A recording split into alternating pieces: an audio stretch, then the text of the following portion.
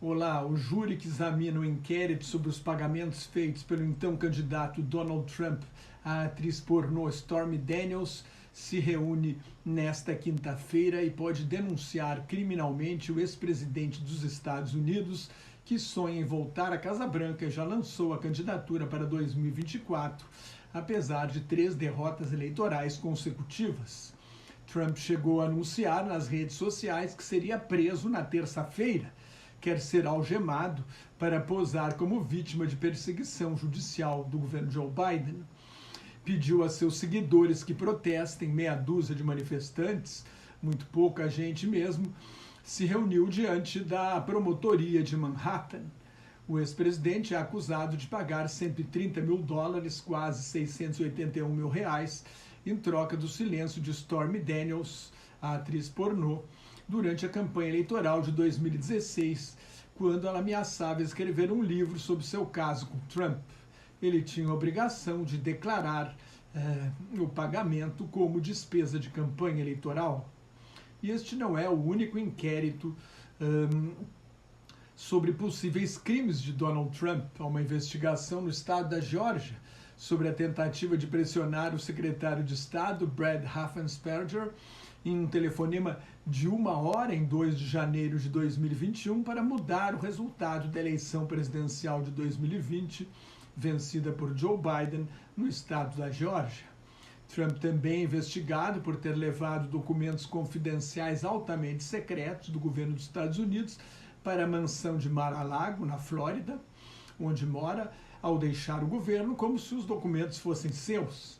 E há o caso envolvendo as empresas do grupo Trump, com diretores, inclusive seus filhos, acusados de aumentar o valor dos imóveis do grupo para pedir empréstimos e depreciar na hora de pagar impostos. Mais impressionante é que a sucessão de escândalos e investigações criminais não diminui o apoio do eleitorado mais extremista do Partido Republicano a Donald Trump. O cara é um cafajeste, corrupto e fascista. Trump tentou dar um golpe de Estado sem precedentes na história dos Estados Unidos. Ainda assim, tem uma trupe de seguidores fanáticos que pode ser suficiente para vencer as eleições primárias do Partido Republicano, mas provavelmente não seja suficiente para ganhar eleições. Trump não só perdeu a Casa Branca para Biden, mas as 2 últimas eleições intermediárias de meio do mandato presidencial, as eleições para o Congresso, ele é o líder republicano e também ganhou de Hillary Clinton no colégio eleitoral, depois de perder no voto popular por 2.800.000 votos em 2016, quando chegou à Casa Branca. Quem também tem de se explicar é o ex-primeiro-ministro britânico Boris Johnson. Na quarta-feira, Boris depôs durante 3 horas e meia na Comissão de Privilégios da Câmara dos Comuns do Parlamento para responder à acusação de mentir ao Parlamento britânico sobre o escândalo das festinhas realizadas na residência oficial do número 10 da Downing Street, que também funciona como sede do governo, festinhas essas realizadas durante o confinamento da pandemia. Quando era primeiro-ministro, Boris Johnson primeiro negou tudo, disse que não houvera festa nenhuma. Quando apareceram fotos, foi obrigado a admitir o inegável, mas disse que nenhuma regra do combate do confinamento havia sido violada. Tentou alegar que eram reuniões informais no fim de dias de trabalho pesado em meio à pandemia, mas foram descobertos convites que diziam leve sua própria bebida, quando reuniões sociais estavam rigorosamente proibidas para todos os britânicos por causa da Covid-19. A polícia, a Scotland Yard, investigou as festinhas e emitiu 126 multas por infrações às regras do confinamento na pandemia.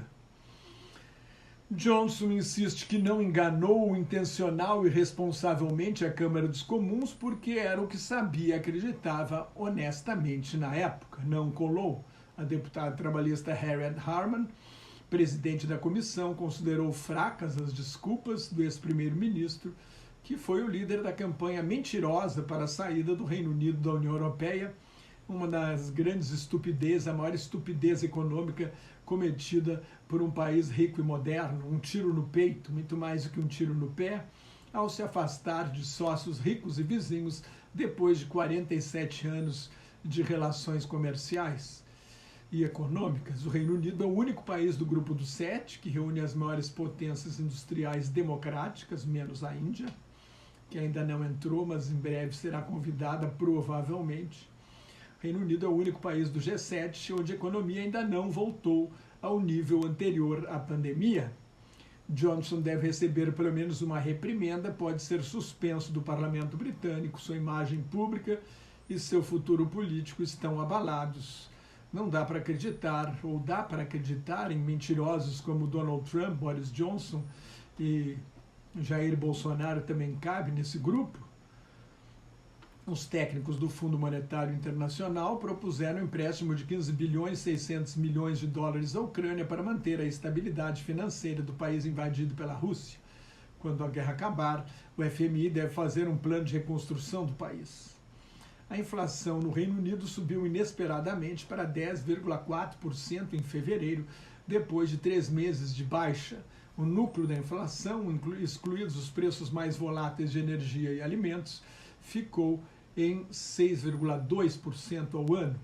O grande problema foi a alta de 18% nos preços dos alimentos, a maior em 45 anos, puxada por uma escassez de legumes e verduras que não haveria se o Reino Unido não tivesse saído da União Europeia.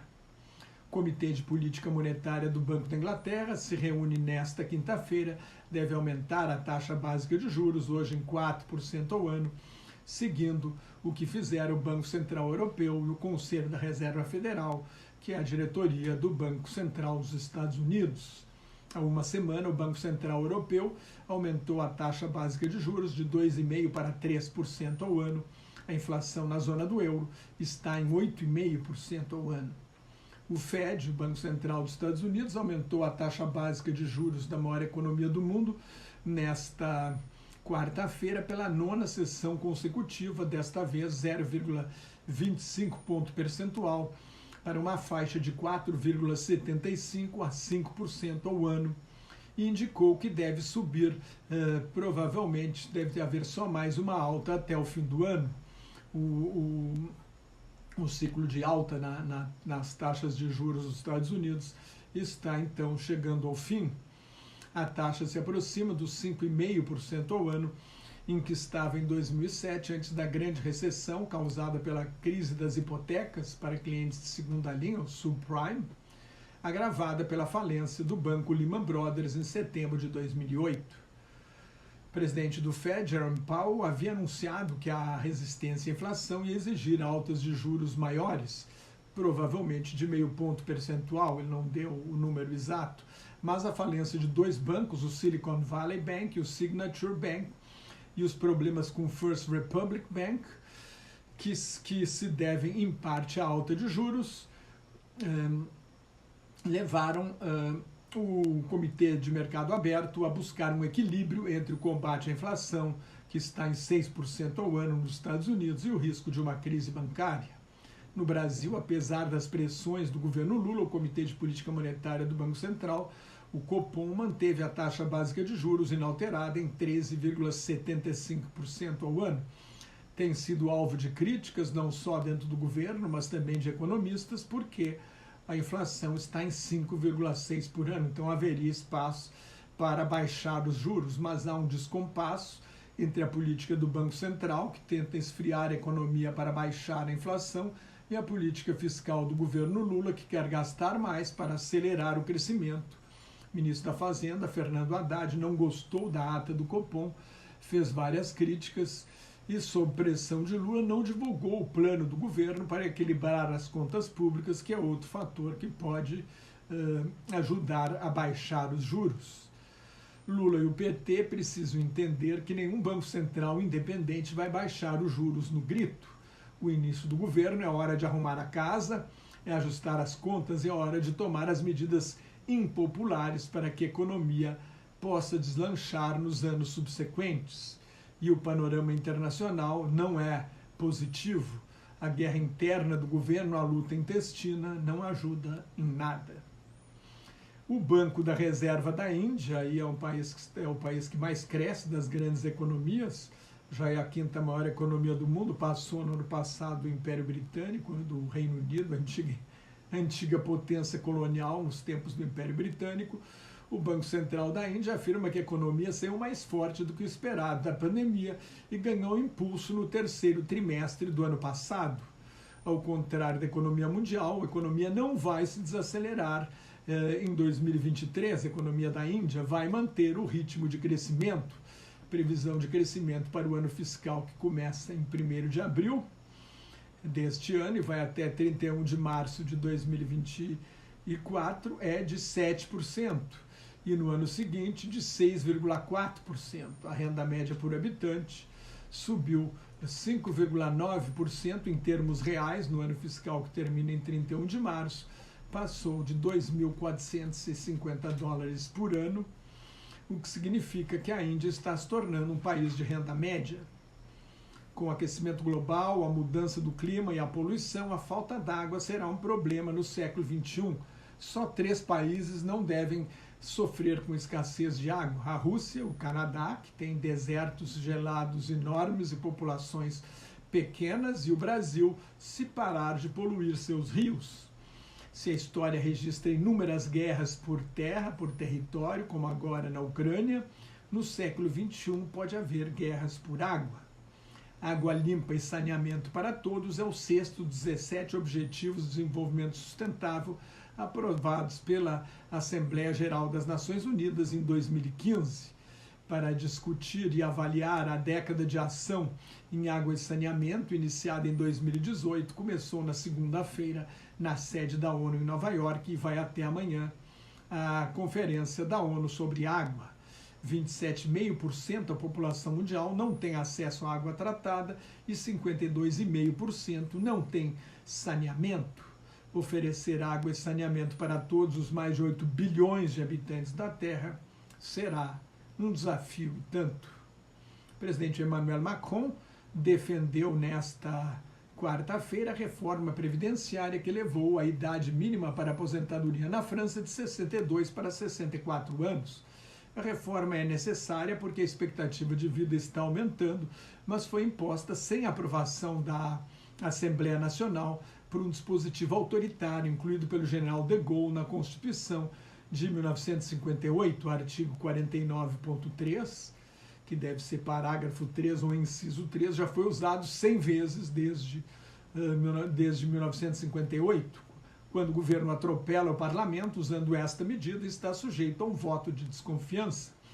O governo da primeira-ministra Elisabeth Borne venceu 2 moções, mas o prestígio do presidente Macron e a democracia francesa saíram abaladas. É preciso lembrar que a economia, que a extrema-direita conseguiu 42% dos votos no segundo turno da eleição presidencial do ano passado e é sempre uma ameaça para o futuro da França. A reforma previdenciária ainda precisa ser aprovada pelo Conselho Constitucional, um tribunal, um Supremo Tribunal que só cuida de questões constitucionais. Um dos argumentos contra é que, da forma como o projeto tramitou, não houve o devido debate democrático, claro e sincero, como exige a Constituição. Macron comparou as manifestações e atos de vandalismo que acontecem em várias cidades da França, assim como greves em protesto contra a reforma da Previdência Social. Macron comparou com o assalto ao Congresso dos Estados Unidos em 6 de janeiro de 2021 e o ataque às sedes dos 3 poderes no Brasil em 8 de janeiro deste ano. É uma jogada que Macron já usou na revolta dos coletes amarelos em 2018, descrever as manifestações de protesto como uma ameaça à democracia francesa. Não há comparação. Ninguém atacou o Palácio do Élysée, sede onde fica o presidente, o Palácio Matignon, a sede do governo, onde fica o primeiro-ministro, nem a Assembleia Nacional da França. Dá um tempo, Macron. Se você gostou, assine meu canal no YouTube, leia o meu blog, Globalização em Crise, me siga no Twitter, no Instagram e no Facebook, onde colaboro com o Grupo Quarentena News. Muito obrigado e até mais. Tchau.